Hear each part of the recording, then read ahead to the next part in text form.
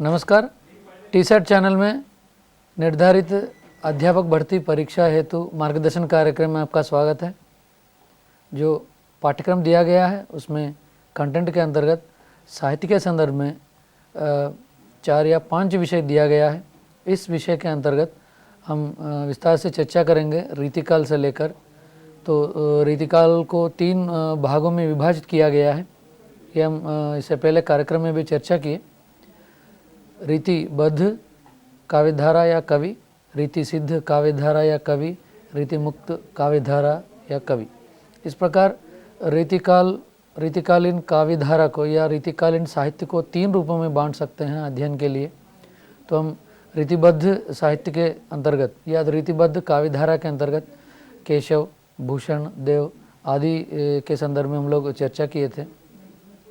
तो रीति सिद्ध कवि के अंतर्गत हम प्रस्तुत कार्यक्रम के माध्यम से विस्तार से जानकारी प्राप्त करेंगे। मित्रों ध्यान दीजिए, रीति सिद्ध कवि वे कहलाते हैं मित्रों, रीति सिद्ध कवि जो किसी रीति ग्रंथ की रचना तो नहीं की, तथापि उन्हें रीति की पूरी जानकारी थी। मतलब रीति ग्रंथ की रचना तो नहीं की, रीति ग्रंथ की रचना मतलब लक्षण से युक्त। कई बार दोहराया था मैं, काव्यशास्त्र के अंतर्गत जो संप्रदाय हैं, छंद, रस, अलंकार और वक्रोक्ति, ध्वनि, इसको लेकर जो संप्रदाय के अनुसार संस्कृत साहित्य में कई ग्रंथों का रचना किया गया है, तो उसके अनुरूप हिंदी साहित्य में भी लक्षण ग्रंथों के अनुसार साहित्य या रचनाएं लिखी गई हैं। तो रीति ग्रंथ तो नहीं लिखी इन्होंने, लेकिन रीति के बारे में जो काव्य के लक्षण होते हैं, लक्षणों की जानकारी तो है ही रीति सिद्ध कवियों में, तो जानकारी है, लेकिन संपूर्ण रूप से ये लोग लक्षण ग्रंथ हिंदी साहित्य या रीतिकालीन साहित्य में नहीं लिखे, इसलिए इनको रीति सिद्ध कवि कहते हैं। तो प्रश्न बन सकता है इसको लेकर मित्रों, रीति सिद्ध कवि किनको कहते हैं? मतलब रीति ग्रंथ की रचना नहीं करते हैं, बल्कि लक्षण ग्रंथों के बारे में जानकारी होती है। तो ये है मित्रों प्रश्न। इस प्रस्तुत विषय को इस प्रकार समझना चाहिए। रीति सिद्ध कवि वे कहलाएंगे, रीति ग्रंथ की रचना नहीं करते हैं, लेकिन रीति से संबंधित, लक्षण से संबंधित, काव्यशास्त्र से संबंधित जो भी नियम है वो सभी नियम जानते हैं, लेकिन उसी अनुरूप रचनाएं नहीं करते, उनको रीति सिद्ध कवि कहते हैं। उसके बाद रीति सिद्ध कवियों के अंतर्गत उपयोग उन्होंने अपने काव्य ग्रंथों की रचना करते समय पर्याप्त किया है, और वस्तुतः मानसिकता के स्तर पर या रीतिबद्ध कवियों के समान ही है। मतलब मानसिक रूप से ये लोग लक्षण ग्रंथों की रचना तो नहीं किए, लेकिन उनकी विचारों में, उनके पास जो ज्ञान है, उस ज्ञान में लक्षण ग्रंथ या काव्यशास्त्र के बारे में पूरी जानकारी थी। तो फिर भी उससे प्रभावित ना होकर अपना एक रास्ता चुनकर उसमें ये लोग रीति सिद्ध रचनाएं लिखी। तो मित्रों यही है ध्यान देने वाली बात रीति सिद्ध कवियों के अंतर्गत। इस धारा के कवियों में, मतलब इस रीति सिद्ध कोटि जो है, इस कोटि में जो काव्यशास्त्र के सिद्धांत या लक्षण प्रस्तुत नहीं किए हैं, मतलब लोग रीति सिद्ध कवि जो कहते हैं, हम लोग आगे चलकर विस्तार से चर्चा भी करेंगे। तो मित्रों इनकी रचनाओं में जो लक्षण ग्रंथ होते हैं या लाक्षणिक संप्रदाय होते हैं काव्यशास्त्र के, तो उस शास्त्र के जो सिद्धांत होते हैं या नियम होते हैं, छंद को लेकर, अलंकार को लेकर, रस को लेकर, ध्वनि को लेकर जो नियम होते हैं, ये नियम ये लोग प्रयोग नहीं किए थे, बिल्कुल उससे परे रचनाएं लिखी हैं रीति सिद्ध कवियों की कोटि में। इस कोटि में जो कहलाएंगे मुख्य रूप से बिहारी जी एकमात्र कवि, महत्वपूर्ण कवि। इन्होंने जो कविताएं लिखी हैं वह पूर्णतः काव्यशास्त्रीय संस्कारों के मुक्त नहीं है। इसके अंतर्गत कवि बिहारी आते हैं। मतलब काव्यशास्त्र में जो संस्कार होते हैं, जो संप्रदाय हैं, जो नियम है, उससे तो मुक्त नहीं है, लेकिन उसी से संबंधित ही है, लेकिन संपूर्ण रूप से, मतलब 100% आप अगर कहेंगे तो 100% उससे पूर्ण मतलब लक्षण ग्रंथों की क्या विशेषता है, नियमबद्ध रचना करते हैं काव्य को, उसके बाद उदाहरण देते हैं। लेकिन यहाँ इस कोटि में मतलब रीति सिद्ध कवियों की कोटि में तो उससे परे, उससे थोड़ा बाहर हट के वे लोग अपनी रचनाएं लिखे हैं। इसमें एकमात्र कवि आएंगे, महत्वपूर्ण कवि बिहारी जी, तो उनके बारे में हम जानकारी प्राप्त करेंगे। बिहारी रीति सिद्ध काव्य धारा के प्रतिनिधि कवि हैं। मतलब अगर आप प्रश्न बन सकता है इधर मित्रों, रीति सिद्ध काव्य धारा के प्रतिनिधि कवि ये हैं, इस प्रकार प्रश्न बन सकता है। तो आप ध्यान दीजिएगा कि बिहारी, मतिराम, भूषण, इस प्रकार या रीति मुक्त से संबंधित घनानंद, इस प्रकार के, या पद्माकर कवि विकल्प में रहता है। तो आप चयन कीजिए बिहारी विकल्प, क्योंकि प्रत्येक विभाजन, प्रत्येक काल के अंतर्गत एक एक प्रतिनिधि कवि के रूप में हम मानते हैं। जैसे आदिकाल से लेकर आधुनिक काल तक, फिर आधुनिक काल में जाएंगे तो आप भारतेंदु युग से लेकर द्विवेदी युग, फिर छायावाद, प्रगतिवाद, इस प्रकार जितने भी काव्यधारा, नई कविता तक जो भी आएंगे, तो प्रत्येक काल विभाजन में आपको प्रतिनिधि कवि के रूप में किसी न किसी एक लेखक या कवि आएंगे मित्रों। तो ध्यान दीजिएगा, फिर प्रतिनिधि कवि को लेकर भी मतभेद रहता है विद्वानों में। कई बार दोहराया था मैं, रामचंद्र शुक्ल जी एक कवि या लेखक को मानते हैं प्रतिनिधि कवि के रूप में, या आदि कवि के रूप में मानते हैं। रचनाओं की शैली जो है, शैली की शुरुआत कवि किसी विद्वान अपने विचार प्रकट करते हैं, अपना मत प्रकट करते हैं मित्रों। तो इसलिए ये ध्यान देने की बात है।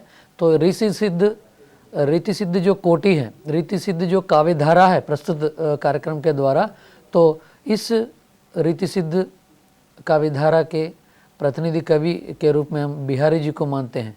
तो प्रश्न बना है तो आप विकल्प चयन करने में बिल्कुल आप सटीक रूप से कर सकते हैं। ये सारगर्भित बात है, बिहारी जी रीति सिद्ध कवि के अंतर्गत प्रतिनिधि कवि हैं। तो मित्रों आगे बढ़ेंगे, बिहारी जी को लेकर बहुत विस्तार से जानकारी प्राप्त करेंगे। तो इनकी जीवनी अगर हम ध्यान देंगे तो 1595 से लेकर 1663 ईस्वी तक इनका जीवन काल है। अगर आप समय दिया गया है तो ध्यान दीजिएगा, कोई किताबों में दूसरा समय भी दिया है। मित्रों समय को लेकर ज़्यादा प्रश्न नहीं पूछे जाते हैं। रचनाएं, शैली, भाषा, अलंकार, काव्यशास्त्र, इनको लेकर ज़्यादा पूछा जाता है। फिर भी आप ध्यान दीजिएगा तो कि किस तरह के किताबों में किस प्रकार के विचार प्रकट किए हैं। फिर उसके बाद ध्यान दीजिए पर्दे पर इनका जन्मस्थान ग्वालियर है। खुद बिहारी जी कहते हैं एक पंक्ति में, मैं ग्वालियर का रहने वाला हूँ। मैं आगे चलकर प्रस्तुत करूँगा वो उदाहरण आपके सामने। तो जन्मस्थान इनका ग्वालियर है। तो जाति अगर देखें इनकी, माथुर चौबे जाति के हैं।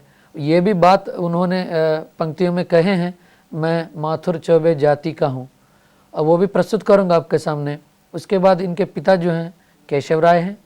उसके बाद अगर आप गुरु पर ध्यान देंगे तो हित हरिवंश, तो हित हरिवंश जी इनके गुरु रहे, जो अगर हित हरिवंश जी से शिक्षा जो प्राप्त की उस तरह उनका संप्रदाय भी ग्रहण किया था बिहारी जी। प्रश्न बन सकता है बिहारी जी की संप्रदाय यह है। तो ध्यान दीजिए, बिहारी जी का संप्रदाय क्या है? हित हरिवंश संप्रदाय। तो हित हरिवंश संप्रदाय से प्रेरित हुए कवि कौन है? ध्यान दीजिएगा, हित हरिवंश संप्रदाय से कई कवि प्रभावित हुए थे, लेकिन प्रस्तुत संदर्भ में यह समझना चाहिए कि बिहारी जी सिर्फ रीति सिद्ध कवियों के अंतर्गत, मतलब रीति काल में हित हरिवंश संप्रदाय से प्रभावित होने वाले एकमात्र कवि हैं बिहारी जी। फिर इसके बाद ये अन्य संप्रदायों से भी जुड़े थे, जैसे निम्बार्क संप्रदाय से भी जुड़े थे बिहारी जी, उसके साथ साथ राधा वल्लभ संप्रदाय से भी जुड़े थे। तो ध्यान दीजिए मित्रों, बिहारी जी यहाँ हित हरिवंश संप्रदाय, राधा वल्लभ संप्रदाय और निम्बार्क संप्रदाय, 3 संप्रदायों से जुड़े थे बिहारी जी।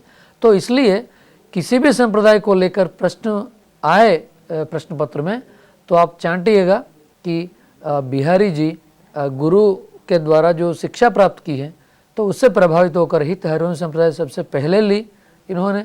उसके बाद राधा वल्लभ संप्रदाय से प्रेरित होकर वह संप्रदाय ग्रहण किया। फिर अंतिम रूप से निम्बार्क संप्रदाय का भी ग्रहण किया था बिहारी जी। तो ध्यान दीजिए मित्रों, तो मैं एक बात बताई थी इससे पहले कार्यक्रम में, अन्य कार्यक्रमों में भी, आदिकाल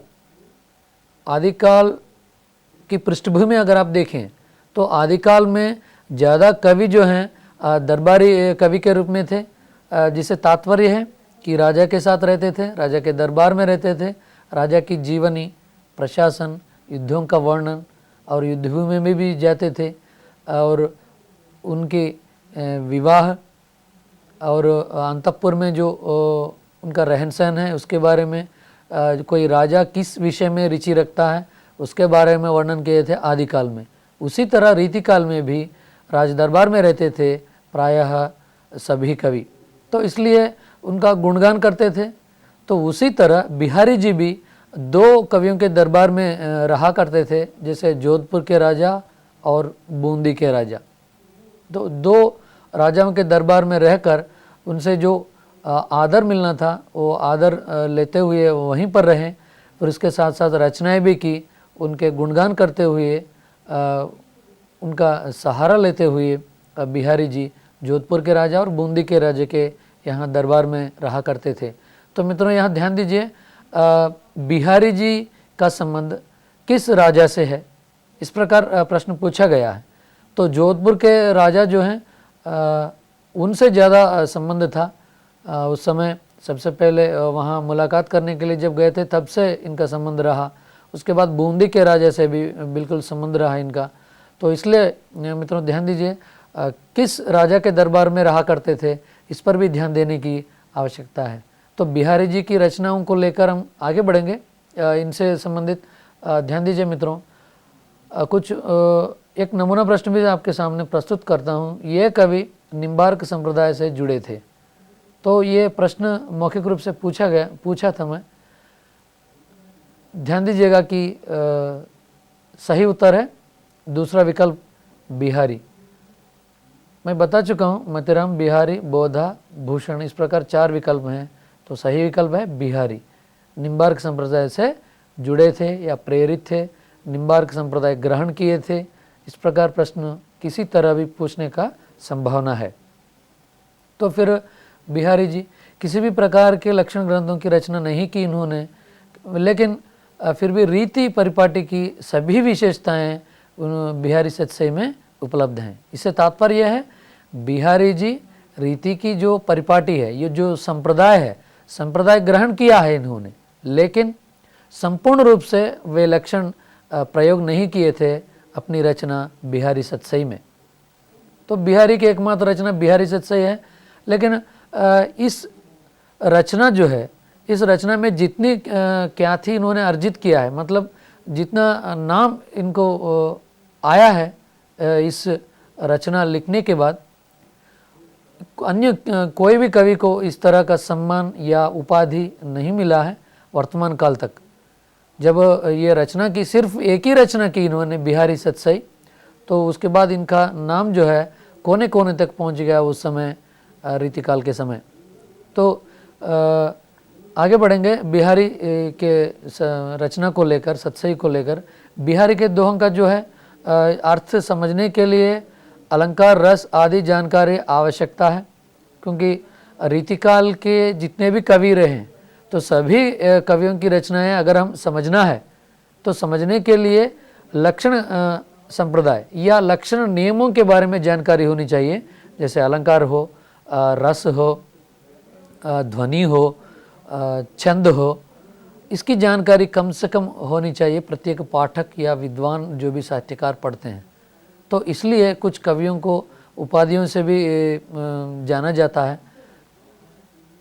बिहारी के अंतर्गत देखेंगे, शुक्ल कहते हैं बिहारी रचना को लेकर या रीति सिद्ध कवियों को लेकर कहते हैं। इनकी एक परिभाषा है, प्रस्तुत है पर्दे पर। श्रृंगार रस के ग्रंथों में जितनी ख्याति और जितना मान बिहारी सतसई का हुआ उतना और किसी का नहीं। इसका एक एक दोहा हिंदी साहित्य में एक एक रत्न माना जाता है। बहुत सटीक सारगर्भित बात कही थी आचार्य रामचंद्र शुक्ल जी अपना हिंदी साहित्य का इतिहास ग्रंथ में। तो मित्रों, ये बहुत उल्लेखनीय या बहुत इम्पोर्टेंट परिभाषा है बिहारी सतसई को लेकर रामचंद्र शुक्ल जी की द्वारा दी गई परिभाषा। तो ये कहते हैं श्रृंगार रस ग्रंथों के जितनी ख्याति, जितने भी श्रृंगार रस के ग्रंथ हैं, चाहे वो वियोग श्रृंगार में लिखे या संयोग श्रृंगार में लिखे, लेकिन जब इसकी बात करते हैं हम लोग श्रृंगार प्रधान साहित्य या श्रृंगार प्रधान रचनाएं, श्रृंगारिक रचनाएं जब बात करते हैं, सर्वश्रेष्ठ उत्कृष्ट रचना कहेंगे हम बिहारी सतसई को। प्रत्येक श्रृंगार रस का जितना उपयोग इन्होंने किया अन्य किसी कवि ने बिल्कुल नहीं किया, यह मानकर चलिए मित्रों, क्योंकि बिल्कुल श्रृंगार रस को सबसे ज़्यादा प्राधान्यता दिए हैं इन्होंने। उसके साथ साथ अन्य शैलियों को भी ध्यान दिए इन्होंने, न सिर्फ श्रृंगारिकता नहीं है, फिर अन्य रसों का भी प्रयोग किया है इन्होंने अपने दोहों में। तो ये एक एक दोहा जो है इन्होंने रत्न के रूप में मानते हैं आचार्य रामचंद्र शुक्ल जी। तो बिहारी सतसई के अंतर्गत देखेंगे, बिहारी को सिर्फ आप ये मत समझिए कि ये काव्यशास्त्र से जुड़े हैं, मतलब काव्यशास्त्र के जो भी लक्षण होते हैं, संप्रदाय होते हैं, इसमें निपुण है इन्होंने, इसमें अव्वल है, ऐसा नहीं समझना चाहिए। ये मतलब सर्वज्ञ कह सकते हैं इनको बिहारी जी को, क्योंकि ज्योतिष शास्त्र में भी प्रवेश है इनको, समाजशास्त्र में भी प्रवेश है और दर्शन में भी प्रवेश है। इसके साथ साथ न्याय में भी इनको परिचय है, मतलब समाज में जितने भी क्षेत्रों में ये घूमा करते थे, कई क्षेत्रों से प्रभावित थे। जैसे ज्योतिष शास्त्र से भी प्रभावित थे बिहारी जी और समाजशास्त्र से भी प्रभावित थे और साथ साथ दर्शन और न्याय शास्त्र से भी प्रभावित थे, क्योंकि न्याय शास्त्र से संबंधित मतलब न्याय से संबंधित दोहों में भी प्रयोग किया है इन्होंने खुद, क्योंकि न्याय शास्त्र या न्याय को लेकर इन्होंने दोहा इसलिए प्रयोग किया है सतसई में, क्योंकि राज दरबार में रहा करते थे, राजाओं के साथ रहा करते थे। इसलिए राज दरबार में जब प्रशासन के अंतर्गत राजा लोग जब सही गलत बताते हैं, जो पक्ष विपक्ष के बात करते हैं दो मामलों के बीच में, तो अपना मत जो प्रकट करते हैं राजा लोग, सही क्या है गलत क्या है, न्याय क्या है अन्याय क्या है, उसी समय जाने थे दरबारी जीवन के समय में। तो इसलिए न्याय से भी इनके पास ज्ञान है बिहारी जी को। उसके बाद ध्यान देंगे शुक्ल जी और कहते हैं और एक परिभाषा देते हैं कि हाव अनुभव के आधार पर श्रेष्ठ कवि के रूप में मान सकते हैं। तो प्रश्न बन सकता है मित्रों, यहाँ आचार्य रामचंद्र शुक्ल जी हाव अनुभव के आधार पर श्रेष्ठ कवि के रूप में इनको मानते हैं। किनको मानते हैं? बिहारी जी को मानते हैं। हाव अनुभव के आधार पर श्रेष्ठ कवि कौन है? थोड़ा कठिन प्रश्न है ये। शुक्ल जी का नाम नहीं लेते हैं यहाँ, परिभाषा किसकी है नहीं लेते हैं, लेकिन परिभाषा में दिया गया कुछ शब्दों को लेकर, एक पंक्ति को लेकर हम प्रश्न बनाए मित्रों। तो इस परिभाषा पर अगर आप ध्यान देंगे तो हाव अनुभव के आधार पर श्रेष्ठ कवि के रूप में हम बिहारी जी को मानते हैं, क्योंकि बिहारी सतसई में हाव इस प्रकार इन्होंने वर्णन किया है, अनुभव इस प्रकार वर्णन किया है, अन्य किसी कवि ने नहीं किया। किसी भी आप काल विभाजन में देखिए, कोई भी श्रृंगार कवि को देखिए या कवि की रचना को देखिए, तो इस तरह हाव या अनुभव का वर्णन सबसे श्रेष्ठ उत्कृष्ट रूप में व्यक्त किया इन्होंने, वर्णन किया, विश्लेषण किया। तो हिंदी साहित्य का प्रतिनिधि कवि के रूप में आचार्य रामचंद्र शुक्ल जी मानते हैं बिहारी को। तो बहुत इम्पोर्टेंट है, हिंदी साहित्य का प्रतिनिधि कवि के रूप में बिहारी को मानते हैं आचार्य रामचंद्र शुक्ल जी। तो चतुर्वेदी जी सतसई को भाषिक तराश कहा है। बिहारी की उपाधियों में अगर आप ध्यान देंगे, बहुत सारे लोग उपाधियां दिए हैं, 7, 8, 10 तक हैं उपाधियां बिहारी को लेकर। तो चतुर्वेदी जी एक विमर्शक हैं, साहित्यकार हैं, तो कई रचनाएं की हैं चतुर्वेदी जी। तो सतसई को लेकर इन्होंने कहा है, भाषिक तराश कहा है बिहारी जी की इस रचना को या बिहारी जी को। तो क्योंकि भाषा की दृष्टि से बहुत ये तराश के रूप में माना जाता है चतुर्वेदी जी के अनुसार। तो उसके बाद मित्रों शिव कुमार मिश्र और एक विमर्शक हैं, तो ये कहते हैं जीवन की समग्रता की कवि हैं। बिहारी जी को इस प्रकार संबोधन किया है इन्होंने, जीवन की समग्रता की कवि हैं।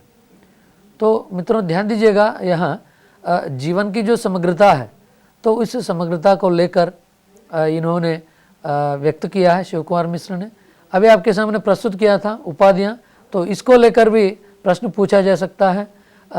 एक आपके सामने प्रस्तुत किया, फिर भाषिक तरस किस रचना को कहा जाता है, तो बिहारी सतसई को कहा जाता है। बिहारी सतसई को भाषिक तराश नाम किसने दिया? चतुर्वेदी जी ने दिया।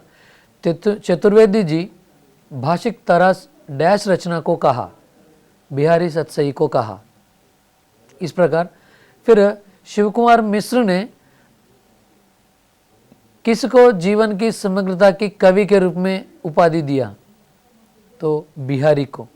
तो बिहारी को शिव कुमार मिश्र ने क्या संबोधन किया? जीवन की समग्रता की कवि के रूप में संबोधन किया। तो इस प्रकार किसी रूप में अगर प्रश्न बनाए तो उपाधियाँ याद रखिएगा। अगर आप एक तालिका बनाएं तो बहुत सटीक होगा, क्योंकि कई बार मैं तालिका की बात इसलिए कर रहा हूँ कि कम समय में आप ज़्यादा विषय सामग्री दोहरा सकते हैं, अध्ययन कर सकते हैं, फिर पुनस्मरण भी कर सकते हैं परीक्षा से पहले, क्योंकि वही एक तरीका है अध्ययन करने के लिए। बार बार हम लिखित सामग्री या अनुच्छेद के रूप में जो दिया गया है सामग्री वह पढ़ने से थोड़ा असर कम पड़ेगा, क्योंकि विधियों को सरल बनाना है। कभी भी हम लोग जैसे भाषा शिक्षण की विधियां पढ़ते हैं या हम अनुप्रयुक्त करते हैं, पढ़ाते समय बच्चों को अनुप्रयुक्त करते हैं, तो जब हम पढ़ते हैं खुद प्रतियोगिता परीक्षा के लिए तैयारी करते हैं, तो इस प्रकार तालिका सूची एक बनाकर, मतलब आदिकाल, भक्तिकाल, फिर रीतिकाल। रीतिकाल में आपको 3 विभाग बताया था, तो इसमें एक एक विभाग को एक एक सूची बनाइएगा। तो रीति सिद्ध के बारे में हम चर्चा कर रहे हैं, या रीतिबद्ध कवि हैं केशव से लेकर फिर मतराम, बोधा, इस प्रकार जितने लोग हैं, तो सभी लोगों की एक सूची बनाइएगा, उनकी रचनाएं एक कॉलम में बनाइए। फिर रचना में कौन सी रचना की विशेषता क्या है, तो प्रत्येक रचना की एक एक अपनी विशेषता है, उसको वहाँ जोड़िए। सभी रचनाओं की भाषा तो ब्रजभाषा ही है, ध्यान दीजिएगा, रीतिकाल का जो साहित्य है। लेकिन कुछ कवियों की रचनाओं पर कुछ बोलियों का प्रभाव है, तो उसको भी थोड़ा सा वहाँ इन ब्रैकेट में भी लिखते रहिएगा, तब याद रखेंगे। तो इस तरह मित्रों एक तालिका के रूप में अगर आप बनाएंगे तो बहुत सटीक होगा, सारगर्भित होगा याद रखने के लिए। फिर उसके बाद आगे बढ़ेंगे उपाधियों के अंतर्गत। रामविलास वर्मा कहते हैं कि करुण का कवि बिहारी जी को। फिर किसान संवेदना का कवि कहते हैं। 2 उपाधियां दिया है रामविलास शर्मा ने बिहारी जी को लेकर।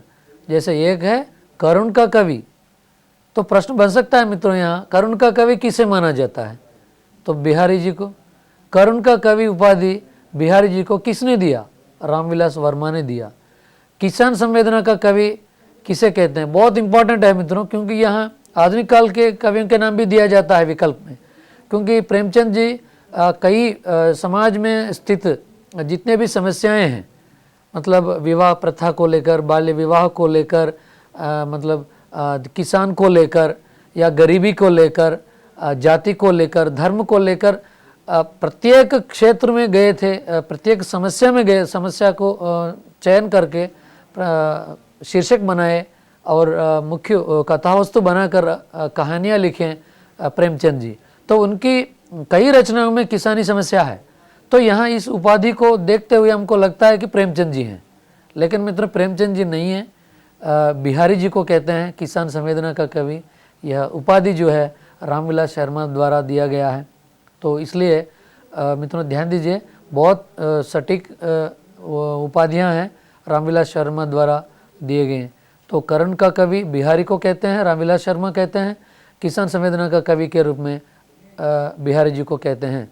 फिर बिहारी सतसई की परंपरा में आज भी बिहारी सतसई का स्थान सबसे ऊपर ही रहेगा, सबसे ज़्यादा ही मानकर चलते हैं प्रत्येक कवि, विद्वान, इस प्रकार जितने भी लोग हैं। तो कभी भी ऊंचा स्थान दिया जाता है। जैसे यहाँ इसलिए संबोधन कर रहे हैं सतसई की परंपरा या सतसई की रचनाएं, मतलब 700 दोहों वाली रचना। सतसई से तात्पर्य है 700 दोहों वाली रचना, मतलब 700 दोहे होते हैं, 700 दोहे होते हैं, तो इसलिए उसको सतसई कहते हैं। तो इसके बारे में भी हम जानकारी प्राप्त करेंगे। इतिहास में भी हमको हाल गाथा सप्तशती या गाहा सप्तशती दो नाम है हाल का। हाल की जो रचना है गाहा सप्तशती का प्रभाव है इस पर, बिहारी सतसई पर, क्योंकि हाल की रचना गाहा सप्तशती में भी 700 दोहे हैं। तो इस तरह बिहारी सतसई में भी 700 से ज़्यादा, मतलब 700 तक दोहे हैं। मित्रों ध्यान दीजिएगा, इसका प्रभाव भी कौन इस पर ध्यान दिए वो भी बताऊंगा आपको मैं। इस पर प्राकृत की लिखित हाल की गाहा सप्तशती सबसे पहले इस और पदम सिंह शर्मा ने ध्यान दिया। ध्यान दीजिए मित्रों, गाहा सप्तशती जो है सबसे पहले किसने ध्यान दिया, इस प्रकार प्रश्न पूछा जा सकता है। पदम सिंह शर्मा ने ध्यान दिया था। तो पद्म सिंह शर्मा ने इसलिए ध्यान दिया था कि प्राकृत की जो रचना है गाहा सप्तशती पर अध्ययन किया इन्होंने। हाल द्वारा लिखित हाल की रचना गाहा सप्तशती प्राकृत की सर्वोत्कृष्ट रचना है। तो उसमें जिस तरह कथा वस्तु बनाए या आप ध्यान दीजिएगा कि लक्षण ग्रंथों के जो नियम होते हैं या संप्रदाय होते हैं उनको जो हाल जिस तरह प्रयोग किया है उसी तरह यह इस संदर्भ में बिहारी सतसई में भी बिहारी जी प्रयोग किया है। इसलिए सबसे पहले पदम सिंह शर्मा ने इस पर ध्यान देते हुए अपना मत प्रकट डाले। उसके बाद ध्यान देंगे बिहारी सतसई पर प्रभाव। जब बिहारी सतसई की रचना जो हम प्रभाव के बारे में चर्चा कर रहे थे, तो इसके अंतर्गत सबसे पहला प्रभाव जो है हाल, प्राकृत में हाल की रचना गाहा सप्तशती या कुछ ग्रंथों में दिया गया है गाथा सप्तशती। तो इसका एक प्रभाव है बिहारी सतसई पर। उसके बाद मित्रों अमरूक की अमरूक शतक का प्रभाव है। जैसे संस्कृत साहित्य में एक रचना है अमरूक शतक, तो इसमें भी 700 दोहे हैं। उसके बाद तीसरा है गोवर्धन की आर्य सप्तशती और एक रचना है। तीसरी रचना बिहारी सतसई पर प्रभाव पड़ा है। तो ये तीसरी रचना जो है बिहारी सतसई पर पड़ा है। तो ये आर्य सप्तशती के रूप में हम चर्चा करते हैं, जानकारी प्राप्त करते हैं। तो ये संस्कृत साहित्य की रचना है आर्य सप्तशती। उसके बाद बिहारी सतसई पर अगर आप ध्यान देंगे मुख्य छंद जो है दोहा है इसमें। उसके साथ साथ सोरठा का भी प्रयोग किया गया है बिहारी सतसई में। मतलब बिहारी जी जो है बिहारी सतसई जब लिखने के लिए शुरू किया है, इनका ध्यान जो है दोहा पर पड़ा है, इसलिए दोहा छंद का सबसे ज़्यादा प्रयोग किया। उसके बाद बीच बीच में कभी थोड़ा विस्तार से इन्होंने सोरठा छंद का भी प्रयोग किया है। मतलब ये नियमबद्ध जो लक्षण ग्रंथ कहते हैं, लक्षण संप्रदाय जो कहते हैं, उससे नियमों को पालन नहीं किया इन्होंने। नियमों के आधार पर बिहारी सतसई की रचना नहीं की इन्होंने। लेकिन जब आप रीतिबद्ध साहित्य, रीतिबद्ध रचनाओं के अंतर्गत आप देखेंगे तो बिल्कुल नियमबद्ध रचनाएं होंगी। लेकिन बिहारी सतसई एक ऐसी रचना है जिसमें आपको कई प्रकार के, मतलब एक विस्तृत रूप से इन्होंने एक फ्रीडम लेते हुए बिहारी सतसई लिखी। तो दोहा है, उसके साथ साथ सोरठा का भी प्रयोग किया इन्होंने, क्योंकि दो मुख्य छंदों पसंद किए इन्होंने, इसलिए ये दो छंद चयन किए। तो मित्रों यहाँ प्रश्न बन सकता है इसको लेकर, बिहारी सतसई में किस छंद का प्रयोग किया गया है? दोहा छंद का प्रयोग किया गया है। फिर और एक प्रश्न भी बन सकता है, बिहारी सतसई में बिहारी जी दोहा छंद का प्रयोग किया है, इसके साथ साथ इस छंद का भी प्रयोग देखने को मिलता है। फिर एक बार दोहराता हूँ प्रश्न, बिहारी सतसई में बिहारी जी दोहा छंद का प्रयोग किया है, इसके साथ साथ इस दोहे का भी प्रयोग देखने को मिलता है। कौन सा दोहा? कौन सा दोहा आप अगर ध्यान देंगे तो कई दोहे हैं, सोरठा है, चौपाई है, इस प्रकार आपको कई दोहे प्राप्त होंगे। तो सोरठा दोहा ये गौण रूप में प्रयोग किए थे, प्राथमिक रूप से दोहा छंद का प्रयोग किया है बिहारी सत्सई में बिहारी जी। उसके बाद ध्यान देंगे मित्रों, बिहारी सत्सई में नायक जो हैं श्री कृष्ण जी हैं। मतलब अगर आप भक्ति काल के अंतर्गत देखेंगे तो कृष्ण परंपरा के अंतर्गत उसी में ही है, परंपरा में ही है निहित कृष्ण। तो यहाँ रीतिकाल में बिहारी सत्सई में इन्होंने नायक के रूप में कृष्ण को लिए हैं और नायिका के रूप में राधा जी को लिए हैं। इसलिए मित्रों नायक कृष्ण नायिका राधा हैं बिहारी सत्सई में। तो इसलिए इस रचना में अगर प्रश्न पूछा जाए बिहारी सत्सई का नायक कौन है, कृष्ण देंगे, उसके साथ साथ राम भी देंगे, 2 भगवान के नाम 2 अन्य नाम देंगे, या नायिका कौन है, राधा देंगे। क्योंकि प्रायः कोई काव्य पढ़ेंगे आप भक्ति काल में या रीति काल में, कोई न कोई नायक या नायिका होंगे। तो मित्रों ध्यान दीजिएगा, क्योंकि रीति काल के संदर्भ में जब हम बात कर रहे थे कि इस काल के जितने भी कवि रहे प्रायः दरबारी कवि के रूप में थे, तो इसलिए राजाओं के नाम भी दिया जाता है। बिहारी सत्सई में नायक यह है। इस प्रकार अगर प्रश्न बनाया जाए तो वहाँ 2 विकल्प भगवान के होंगे, 2 राजाओं के नाम हो सकते हैं। जैसे बूंदी का राजा जो बताया था, राजस्थान से संबंधित कई राजा रहे, तो उनका नाम दिया जाता है, तो उदय सिंह का नाम भी दिया जा सकता है। तब मित्रों सही विकल्प चयन करते समय थोड़ा हम अटपटा सा लगता है और आगे पीछे दुविधा में पड़ते हैं, या 2 विकल्पों में हमको दुविधा लगता है, या 3 विकल्पों में दुविधा लगता है, एक विकल्प निकाल देते हैं हम लोग कभी कभी। तो इस प्रकार जब हम पढ़ते हैं तो ध्यान दीजिएगा कि बिहारी सत्सई उत्कृष्ट रचना है, वो वर्तमान काल में भी हम मानते हैं उसको, लेकिन नायक नायिका के रूप में कृष्ण और राधा। फिर इस तरह आप अगर आदिकाल में देखेंगे तो विद्यापति की कीर्तिलता कीर्ति पताका में भी नायक नायिका के रूप में ये दोनों ही रहेंगे। इससे तात्पर्य यह है कि आदिकाल में विद्यापति भी नायक के रूप में कृष्ण को मानते हैं, नायिका के रूप में राधा जी को मानते हैं। तो इस तरह रीतिकाल में भी देखिएगा मित्रों, तो वह परंपरा जो है बीच में भक्तिकाल आने पर भी फिर रीतिकाल आने तक कई सैकड़ों वर्षों के बाद भी रीतिकाल में नायक के रूप में श्री कृष्ण जी को मानते हैं, फिर नायिका के रूप में राधा जी को मानते हैं। तो इस प्रकार चीज़ों को सुमेलित करते हुए पढ़िएगा तो बहुत आसान रहता है। आप अगर इस प्रकार कई कला क्षेत्र में कई रूपों में श्री कृष्ण जी के बारे में देखने को मिलता है। अगर आप चित्रकला में देखेंगे, लघु चित्रकला में देखेंगे तो ये श्री कृष्ण जी से संबंधित या बिहारी सत्सई से संबंधित कई दोहे प्राप्त होंगे चित्रकला में मित्रों। तो वर्तमान काल में जो हैदराबाद में स्थित सालारजंग म्यूजियम है, तो सालारजंग म्यूजियम में अगर आप जाएंगे तो लघु चित्रकला मतलब मिनिएचर पेंटिंग गैलरी जो है उसमें अगर आप देखेंगे तो बिहारी सत्सई से संबंधित दोहों से संबंधित प्लेट्स है वहाँ। प्लेट मतलब चित्र, प्लेट्स बहुत छोटे लघु चित्र कहते हैं, तो वहाँ देखने को मिलेंगे। जब हम गए थे सालारजंग म्यूजियम वहाँ देखने को मिला, तो आप देख सकते हैं वहाँ बिहारी सत्सई से संबंधित कुछ दोहे मिनिएचर पेंटिंग गैलरी के अंतर्गत। तो इस प्रकार श्री कृष्ण जी को लेकर साहित्य में ही नहीं है, कला क्षेत्र में मतलब चित्रकला में या नाट्य कला में भी, संगीत कला में भी प्रवेश थे, क्योंकि इतना मशहूर थे श्री कृष्ण और राधा जी। तो उसके बाद इसमें श्रृंगार के अलावा नीति, नक्षिक वर्णन और आध्यात्म आदि का प्रयोग हुआ है।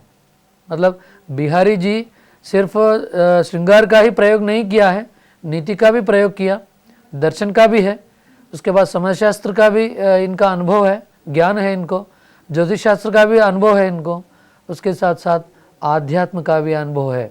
मतलब कई क्षेत्रों में ये पंडित है, कई क्षेत्रों में जानकारी है। तो इसलिए मित्रों इनके जो बिहारी सत्सई है इसमें कई चीज़ों को लेकर इन्होंने मतलब श्रृंगार के साथ साथ जिसमें रुचि है उसका प्रयोग करते रहे दोहों के रूप में बीच बीच में। इस तरह बहुत एकदम सटीक एक उसको हम कहते हैं स्क्रीन प्ले जैसे कहेंगे। जब हम फिल्म देखते हैं स्क्रीन प्ले पर जब ध्यान देते हैं तो उसी तरह बिहारी सत्सई में भी आपको कुछ दोहे जो हैं श्रृंगार से रहेंगे आपको, उसके बाद कुछ न्याय से संबंधित दोहा रखा है, फिर कुछ संदर्भ में ज्योतिष शास्त्र से भी, ज्योतिष शास्त्र को मानते हैं बिल्कुल इन्होंने बिहारी जी, तो इसलिए ज्योतिष शास्त्र से संबंधित दोहा भी रखा है। फिर इसके बाद आध्यात्म दर्शन से भी दोहा रखा है, नीति से संबंधित भी दोहा रखा है, फिर समाज से संबंधित भी दोहा रखा है बिहारी सत्सई में बिहारी जी। तो इसमें हर 6 दोहों के बाद नीति के दोहे रखे हैं। अभी बताया था आपसे प्रश्न बन सकता है, बिहारी सत्सई में हर 6 दोहे में डैश से संबंधित दोहे पाए जाते हैं, नीति से संबंधित दोहे पाए जाते हैं। नीति से संबंधित दोहे खास करके रीतिकाल में कौन प्रयोग किए? बिहारी जी ने प्रयोग किए। कितने चरणों के बाद, कितने दोहों के बाद बिहारी जी नीति दोहे प्रयोग किए? हर 6 दोहों के बाद नीति दोहे प्रयोग किए। इस प्रकार मित्रों ध्यान दीजिए, बिहारी सत्सई में बहुत एक सारगर्भित वर्णन देखने को मिलता है। तो नायिका भेद के अंतर्गत सिर्फ अंक पर हमको 20 दोहे प्राप्त होते हैं मित्रों। तो इसको लेकर नेट परीक्षा में प्रश्न पूछा गया है कि कितने दोहे हैं, 20 दोहे किससे संबंधित हैं? तो बिहारी सत्सई में या किस काव्य में अंक से संबंधित 20 दोहे लिखे गए हैं? तो 20 दोहों में अंक से संबंधित वर्णन इस काव्य कृति में मिलता है। तो बिहारी सत्सई में बिहारी जी कितने दोहों में आंखों का वर्णन किया? तो इस प्रकार मित्रों सिर्फ आंखों को इन्होंने राधा जी को कल्पना करते हुए उसका नक्श का वर्णन किया था। बहुत विमर्शक भी बधाई देते हैं इस विषय को लेकर, आंख से संबंधित जो वर्णन है इनका, इस पर जितना पकड़ है इसको लेकर बहुत विस्तार से जानकारी प्राप्त होता है बिहारी सत्सई में। उसके बाद ध्यान दीजिए, बिहारी सत्सई में दोहों की संख्या जो है कुल 713 है, मतलब 700 से ज़्यादा। फिर उसके बाद प्रश्न हो सकता है बिहारी सत्सई में डैश दोहों की संख्या डैश है। दोहों की संख्या यह है, 713 दोहे हैं, मतलब सत्सई में ही निहित है संख्या 700 से ऊपर। तो मित्रों ध्यान दीजिए, बहुत इम्पोर्टेंट है, 713 दोहे हैं इसमें। इसको लेकर भी कई बार प्रश्न पूछा गया है प्रतियोगिता परीक्षाओं में, संख्या क्या है, या प्राथमिक प्रश्न है सत्सई को लेकर मित्रों। तो उसके बाद आगे बढ़ेंगे सत्सई में। यह सभी दोहे जो हैं मुक्तक शैली में लिखे गए हैं। तो मुक्तक क्या है? मतलब मुक्त होना। किससे मुक्त होना? रीतिबद्ध से मुक्त होना। जो काव्यशास्त्र के संप्रदाय हैं, जो हम बार बार कह रहे हैं कि काव्यशास्त्र के जो संप्रदाय लक्षण जो है, लक्षणों से बांधते हुए रचना नहीं लिखी बिहारी सत्सई में। तो बिहारी सत्सई में जो भी दोहे हमको मिलते हैं पढ़ते समय, तो वे दोहे जो हैं मुक्त होते हुए लिखे हैं इन्होंने, इसलिए इसको मुक्तक शैली कहते हैं बिहारी सत्सई को। तो मुक्तक शैली में लिखी गई रचना यह है बिहारी सत्सई। बिहारी सत्सई की शैली क्या है? मुक्तक शैली। तो बिहारी सत्सई में बिहारी जी डैश शैली को अपनाएं, मुक्तक शैली को अपनाएं। तो ये जो शैली जो है, इसलिए वह बिल्कुल तो उसको सीमाओं में ना बांधते हुए उन्होंने जो चाहे, जिस पर इनकी रुचि रही, तो रुचि के अनुसार इन्होंने दोहों को जोड़ दिए, उसके साथ साथ शैली को भी जोड़ दिए, वर्णन भी किए। अब अपना जो ज्ञान है, ज्ञान के ऊपर निर्भर रहते हुए बिहारी सत्सई में बिहारी जी अपना काल्पनिक जगत में रहते हुए वर्णन किया है, नायक कृष्ण नायिका राधा जी को कल्पना करते हुए। उसके बाद इसकी भाषा जो है ब्रज है। हम कई बार बताए, बस एक कई बार हम ट्रिक के रूप में या मातृभाषा तेलुगु में भी कई बार कहते हैं, एक चिन्ह के रूप में याद रखना चाहिए कि रीतिकाल की भाषा ब्रज है। अगर पूछा जाए किसी एक रचनाकार की रचनाओं में किस भाषा बोली की शब्दावली मिलती है तो वो अलग बात है। तो उस समय थोड़ा विस्तार से जानकारी प्राप्त करना होता है परीक्षा की दृष्टि से। तो इसकी भाषा जो है ब्रज है मित्रों। तो बिहारी सतसई में जो है जो भाषा का प्रयोग किया गया है अत्यंत प्रौढ़ है, मतलब उसको हम क्या कहेंगे, मैच्योर लैंग्वेज कहते हैं अंग्रेजी में। तो मैच्योर लैंग्वेज का प्रयोग किया गया है बिहारी सतसई में। कौन सी भाषा? ब्रज भाषा। मतलब जिस भाषा का प्रयोग किया गया है, जिस भाषा के माध्यम से रचना की है, वह ब्रज भाषा जो है अत्यंत प्रौढ़ है। व्याकरण की दृष्टि से या मोहरा की दृष्टि से, विषय की दृष्टि से, शब्द या पदों की दृष्टि से, ध्वनियों की दृष्टि से, अलंकारों की दृष्टि से, छंदों की दृष्टि से बहुत उत्कृष्ट रचना के रूप में हम इसको समझना चाहिए। प्रस्तुत रीति सिद्ध कवि की बिहारी सतसई के अंतर्गत मित्रों, तो अलंकारों का भरपूर प्रयोग किया गया है इस बिहारी सतसई में। तो अगर आप ध्यान देंगे बिहारी सतसई में बिहारी जी जो है हम अभी कहे हैं अत्यंत प्रौढ़ ब्रज भाषा का प्रयोग किया है। तो अगर आप देखेंगे मथुरा, वृंदावन, आगरा, भरतपुर के आसपास जो भाषा बोली जाती है ब्रज भाषा, ब्रज मंडल या ब्रज भूमि कहते हैं उसको, तो वहाँ अगर आप देखेंगे तो जिस तरह के मानक एकदम स्टैंडर्ड जो लैंग्वेज मिलती है, तो वही भाषा का प्रयोग ये बिहारी सतसई में बिहारी जी ने किया है। अगर आप किसी भी दृष्टि से देखिए, भाषा के जो भी तत्व होते हैं, जैसे आप ध्वनि से लेकर शब्द, पद या पंक्ति को लेकर, या अलंकार, जैसे काव्यशास्त्र में जाएंगे आप, अलंकार, छंद या इस प्रकार ध्वनि, विषय को लेकर जो भी जिस पर ध्यान देंगे आप, जिस क्षेत्र में ध्यान देंगे, तो आपको ये होगा कि इस तरह लगेगा कि अत्यंत उत्कृष्ट प्रयोग किया है ये बिहारी सतसई में बिहारी जी।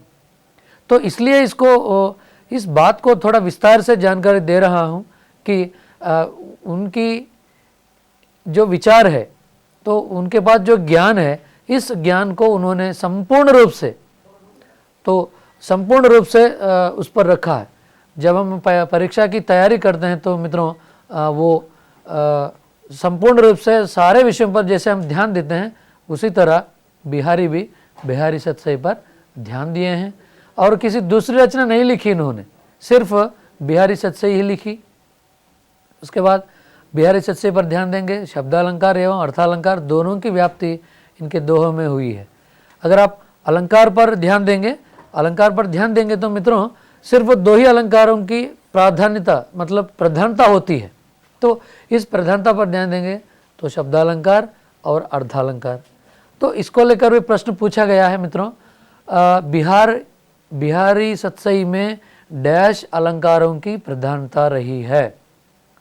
शब्दालंकार एक विकल्प, अर्थालंकार और एक विकल्प, अलंकार में और अन्य अलंकार दिया जाता है। फिर चौथा विकल्प जो है उपर्युक्त में से 1 और 2। तो कौन सा चयन करेंगे मित्रों? हाँ, अंतिम वाला बिंदु जो है उसका चयन करेंगे। उस विकल्प में जो है शब्दालंकार और अर्थालंकार, मतलब दोहों की दृष्टि से इन्होंने दो दोहों की प्रधानता मानते हैं। फिर अगर आप अलंकारों पर ध्यान देंगे तो शब्दालंकार और अर्थालंकार दोनों की प्रधानता है इनकी रचना में। तो मित्रों बहुत सटीक है यहाँ हम चर्चा करना इनकी रचनाओं को लेकर। फिर इस पर ध्यान देंगे तो कहीं कहीं एक ही दोहे में विभिन्न अलंकारों का समावेश कर अद्भुत सौंदर्य वर्णन या सृजन किया है इन्होंने। जैसे कुछ संदर्भों में हमको देखने को मिलता है कि एक ही दोहे में विभिन्न अलंकारों का प्रयोग किया है इन्होंने, ध्यान दीजिएगा। तो अद्भुत प्रयोग है ये। इससे पहले उसके बाद कोई भी रचनाकार ऐसा नहीं किए, कोई भी कवि इस तरह का प्रयोग नहीं किए थे। मतलब एक ही दोहे में कई प्रकार के अलंकारों का, जैसे शब्दालंकार और अर्धालंकारों का उदाहरण जो आपके सामने प्रस्तुत किया था मैं, इस रूप में कोई दूसरे कवि इस तरह प्रयोग नहीं किया है बिहारी जी की तरह बिहारी सतसई में। तो इसमें असंगति, विरोधाभास, अनुप्रास का सुंदर प्रयोग किया गया है। ध्यान दीजिए मित्रों, विरोधाभास अलंकार का भी प्रयोग किया गया है, अनुप्रास अलंकार का भी प्रयोग मिलता है हमको। जैसे एक ही दोहे में इस प्रकार अद्भुत अलंकारों का प्रयोग मिलता है। जैसे शब्दालंकार, अर्थालंकार जो बताया था मैं, शब्दालंकार में फिर हमको विभाजन मिलता है, फिर अर्थालंकार में भी विभाजन मिलता है। तो दोनों में जो अलंकार हैं, ये सारे अलंकारों को एक ही दोहे में, जैसे वो अलंकार ये हैं कि असंगति, विरोधाभास अलंकार भी प्रयोग किए हैं, अनुप्रास अलंकार भी प्रयोग किए इन्होंने। इस तरह कई प्रकार के अलंकारों का प्रयोग बिहारी सतसई में देखने को मिलता है। तो उसके बाद ध्यान देंगे मित्रों, तो ये सतसई में जो छोटे छोटे दोहे हैं, बिहारी ने रस और भाव का सुंदर व्यापार रचा है, सुंदर वर्णन किया है, रचना की है इसको लेकर। ये जो अभी हम अलंकारों के बारे में बात की है, उसके बाद ये जो दोहे हैं, दोहों में बिहारी जी रस और भाव का सुंदर वर्णन किया है। मतलब बिहारी जी ने जो रस को लेकर, जो नवरस हैं, सबसे ज़्यादा श्रृंगार रस को ही प्रयोग किया है इन्होंने। तो उसके साथ साथ अन्य जो रस हैं, जैसे रौद्र रस, हास्य रस, अन्य रसों का भी प्रयोग मिलता है, लेकिन कम मात्रा में पाया जाता है इनके दोहों में। उसके साथ साथ अगर आप भाव पर ध्यान देंगे, न सिर्फ इन्होंने दोहे, उसके साथ साथ अलंकार या शब्द प्रयोग या काव्यशास्त्र के संप्रदाय पर भी या श्रृंगार तक ही सीमित नहीं है इनका ध्यान, भाव पर भी है। जो दोहा रचा है इन्होंने, दोहे के माध्यम से किस भाव का प्रकट करना चाहते हैं, तो उस भाव को 100% सफल हुए थे। इसलिए आज तक हम इस कृति के बारे में विस्तार से जानकारी प्राप्त करते हैं। सैकड़ों अनुसंधान हुआ है इस विषय को लेकर, अभी भी अनुसंधान होने लगा, कई भाषाओं में अनुवाद भी किया गया है बिहारी सतसई को। तो मित्रों ध्यान दे देंगे, फिर बिहारी सतसई के अंतर्गत दोहे जैसे छोटे चंद में इतने सारे भावों का समावेश करने के कारण बिहारी के लिए प्रसिद्ध है कि उनके गागर में सागर भरा दिया। तो गागर में सागर भर दिया, यह उक्ति बिहारी सतसई के संदर्भ में या बिहारी के संदर्भ में हम उपाधि के रूप में बिल्कुल, अगर आप गागर में सागर पंक्ति सुनते हैं, तुरंत आपको दो चीज़ें याद होना चाहिए, बिहारी जी और बिहारी जी की बिहारी सतसई। तो गागर में सागर से मतलब कम शब्दों में, कम दोहों में, कम पंक्तियों में विस्तार से भाव प्रकट होने के लिए शब्द पद जोड़ दिए थे उन्होंने बिहारी सतसई में। तो ये रचित दोहे रस के छोटे छोटे चींटे हैं, चींटों के समान कुछ विद्वान तुलना करते हैं। बिहारी प्रमुख रूप से श्रृंगारी कवि हैं, हम बार बार कहे हैं। श्रृंगार रस का सीधा संबंध सौंदर्य व प्रेम से होता है। उसके बाद जिस समय यह कृति रची गई है, दरबारी परिवेश के अंतर्गत, दरबारी काल में, दरबारी राजाओं के समय में बिहारी रचना कर रहे थे, उसकी अभिरुचि जो है विलासिता और आडंबर प्रदर्शन से ज़्यादा थी। तो उसके बाद ध्यान दीजिए मित्रों, बिहारी सतसई में वर्णित श्रृंगार वर्णन उसी मनोवृत्ति को प्रकट करता है। जो बिहारी सतसई में जो वर्णन मिलता है श्रृंगार रस का, जो वर्णन है उस समय दरबारी जीवन से प्रेरित होकर, दरबारी जीवन में जिस प्रकार जीवन यापन करते थे, जो अभिरुचि है, उस समय जो भोगलालच जीवन जीते थे राजा या राज परिवार के सदस्य, तो उसको इन्होंने वर्णन किया है इस बिहारी सतसई में। तो बिहारी भी सौंदर्य के चित्तेरे कवि थे, मतलब इसको सौंदर्य के चित्तेरे कवि के रूप में भी जाना जाता है। तो उनके सौंदर्य का प्रतिमान स्थिर नहीं था, वह तो प्रतिफल परिवर्तित होते हुए रहता था। तो इसलिए इनको सौंदर्य के आधार पर या सौंदर्य की दृष्टि से चित्तेरे कवि के रूप में जाना जाता है। यह एक उपाधि है उनकी। बिहारी सतसई में सौंदर्य संबंधी धारणाएं और अंगसौष्ठव, क्रांति या वर्ण आदि पर आधारित है, परंतु स्थूल शारीरिक सौंदर्य के साथ अतिरिक्त सौंदर्य की भी मतलब छोट विद्यमान रहता है, उसका प्रभाव रहता है इस बिहारी सतसई में। मतलब सौंदर्य से संबंधित शारीरिक वर्णन भी, उसके साथ साथ नक्षिक वर्णन भी प्राप्त होता है। सिर्फ आपको बताया था कि सिर्फ आँख में जो परिवर्तन होता है, आँखों से जो भाव प्रकट किया जाता है, खास करके नायिकाओं द्वारा, तो इसको कल्पना करते हुए उन्होंने 20 दोहे लिखे थे। बहुत कम बात नहीं है मित्रों, ये 20 दोहे सिर्फ आँख पर, मतलब प्रत्येक दोहे अपने में विशेषता रखते हैं, तो सिर्फ आँख पर लिखे गए ये दोहे। तो उसके बाद बिहारी एक श्रृंगारी कवि हैं, उनके काव्य की आत्मा जो है श्रृंगार ही है। श्रृंगार के दोनों पक्ष, जैसे संयोग श्रृंगार और वियोग श्रृंगार, दोनों की अभिव्यक्ति बिहारी सतसई में हुई है। जैसे संयोग पक्ष के जब चित्रण मिलता है, जो वर्णन करना चाहता है बिहारी सतसई में विभिन्न हाव भाव की अभिव्यंजना की है, जिसका सौंदर्य जो है सीधे हृदय को स्पर्श करता है। तो मित्रों ध्यान दीजिएगा, वहाँ जो भी वर्णन मिलता है श्रृंगार में, संयोग श्रृंगार या वियोग श्रृंगार, तो इसका चित्रण हाव भावों को लेकर किस क्षेत्र में बैठे हैं, मतलब बगीचे में बैठे हैं या अंतपुर में हैं, नायक कहाँ बैठे हैं, किस प्रकार ये लोग बातें करने लगे, एक दूसरे से कैसे देख रहे हैं, वहाँ संवेदना क्या है दोनों के बीच में, मतलब दोनों से उद्दीपन क्या है, उद्दीपन होने के लिए कितने आसपास के जितने भी वस्तुएं हैं या प्राणी हैं, पेड़ पौधे हैं, किससे प्रभावित हो रहे हैं, उद्दीपन क्या है यहाँ। इस प्रकार इन्होंने अत्यंत सटीक रूप से चित्रण किया है संयोग और वियोग श्रृंगार को लेकर।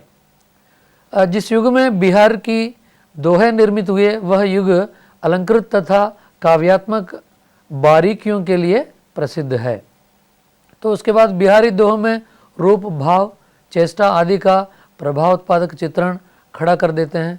उन्होंने अपने दोहों को गौड़ अर्ध व्यापार के द्वारा अत्यंत व्यंजक बना दिया है।